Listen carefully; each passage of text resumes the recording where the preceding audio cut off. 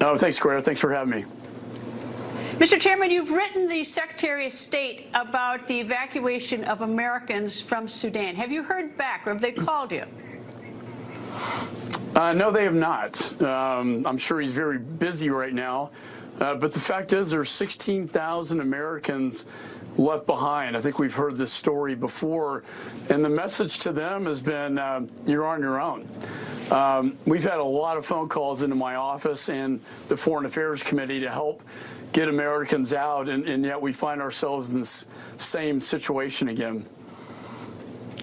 Well, what I understand, I've been to Sudan, and what I understand is going on right now is that people make calls to try to get out of there. They're told, at best, shelter in place, which is not particularly helpful when there's so much violence in the city. All these people are getting killed, and they've also got to eat. I mean, even if you shelter in place, at some point you have to eat, and when you don't have groceries, you're even in deeper trouble.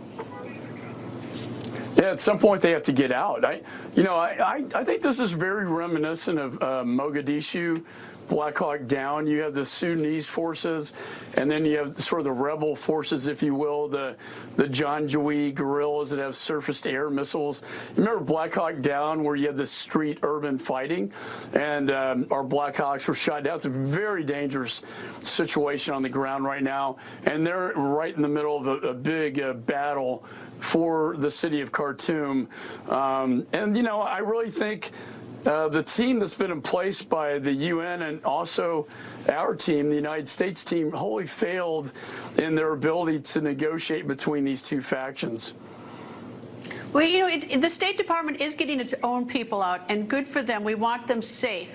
But there doesn't seem to be any particular plan to evacuate people from Sudan who just happen to be Americans working overseas. And I sort of compare it to Samaritan's Purse, a faith-based organization which has many staffers in Sudan. They, by Saturday, had their people out of Khartoum and already at the port of Sudan, and they're trying to now get them on planes to other countries, Saudi Arabia or Ethiopia. But that is so far ahead of what our own government's doing on a much larger scale, with much greater resources.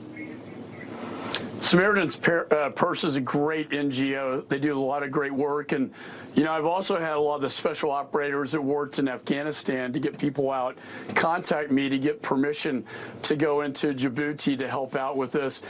You know, the fact is, though, I think it is so dangerous. The ceasefire is over. That's the problem. The ceasefire worked long enough for our embassy employees, thank God, to get to safety. But now that's clearly over. The fighting in the streets is very intense, and the situation is too dangerous to have any aircraft going in. Now it's going to be very difficult to get the 16,000, you know, Americans out. And again, I go back to, why did this have to happen? We didn't have good negotiators on the ground. Congress had appropriated $700 million before the coup of General Burhan, and yet none of that money was implemented for stability. And here we go, another evacuation of Americans. Well, yeah, I mean, this is not quite as bad. I mean, if it's, I don't know if that's the right word, as Afghanistan, because we made promises before we before it even happened, and we knew it was coming. This is a little bit of a surprise, but as you note, is that there's been negotiations going on between these two generals for quite some time, since they had the overthrow of the dictator about 2 years ago, Bashir. But there wasn't quite as much notice. But nonetheless, there ought to be some program or some plan in effect to rescue Americans within such a dynamic, volatile world that we live in. Well, you know, 100%. And I've talked to the State Department on the eve of the ceasefire that we have to have a contingency plan to evacuate not only the embassy, but to get all the Americans out. Again, once the ceasefire ends, and it has ended now, you have intense fighting in the streets, and it's just simply not safe enough. Now they're trapped. They're absolutely trapped in Khartoum in really bad conditions.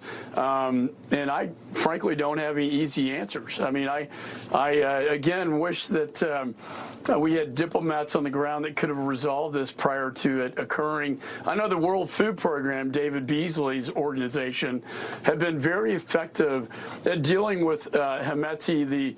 He's the sort of rebel force leader, and General Burhan, who's the Sudanese forces. He knows the personalities, he knows the players, yet he was sort of taken out of commission, and I think a little more incompetent people were put in his place.